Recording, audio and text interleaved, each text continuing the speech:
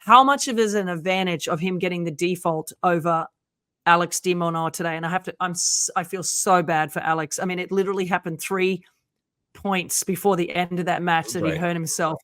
Brutal way to go out of the tournament after having such a good year. But just, Novak, just tell me how important that is for him, you think, to get that default today. It's huge. It's a huge bummer for Alex, but for Novak to have 3 days off now, he's still got, I don't know what, 4 weeks out, 5 weeks off the knee surgery. And there's always that question how are you going to handle 3 days off? Some players don't like it, but Novak's been around long enough. I don't think it matters for him. He's going to have 3 really light days of practice.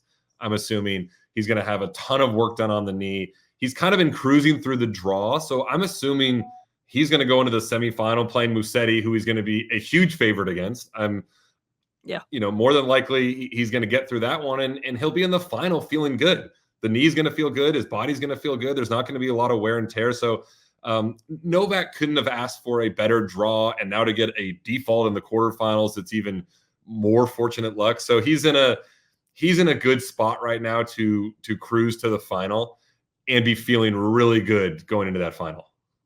So tell me, you saw the post-match interview with the Rennae. I mean, look, Novak knows, right? He knows that that's a thing that people do in the crowd. It happened to him the first time he played Rennae, if you remember, at the US Open, and everyone was like, what the hell are they saying? And then we realized that it was like Rennae.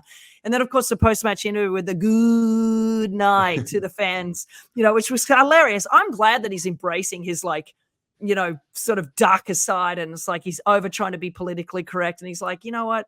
Screw these people. I'm going to say what I want to say, which is unusual for him because he's usually pretty good at that, sort of skirting over the issues. But one thing I want you to talk about Rennae and what you think he needs to do to get better, but also just the flip side of what you thought about, Novak sort of like embracing his bad boy thing. And do you think that's going to hurt him? Because the crowd, it'll be interesting to see how they react to him against Musetti, who's become a bit of a crowd favorite.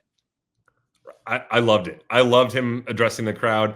I know, people say Rennae, and then I'm sure there is a small group of people that might be booing Novak too because they know it gets under his skin. But I love the authenticity of the reply on center court. You don't get that from tennis players or any athlete too often, where they just kind of go on a 90-minute, kind of rant, if you want to say it, about just like, this is what's on my mind.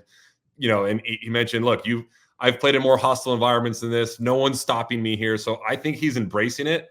I think he doesn't care if the people aren't cheering for him. I think everyone still respects him, that he's so great and such an amazing champion. But I loved it. It was fun to watch. And then for Rennae, Rune, if you want to say it, he's just on the outside looking in with the group of Alcaraz, Sinner, Djokovic,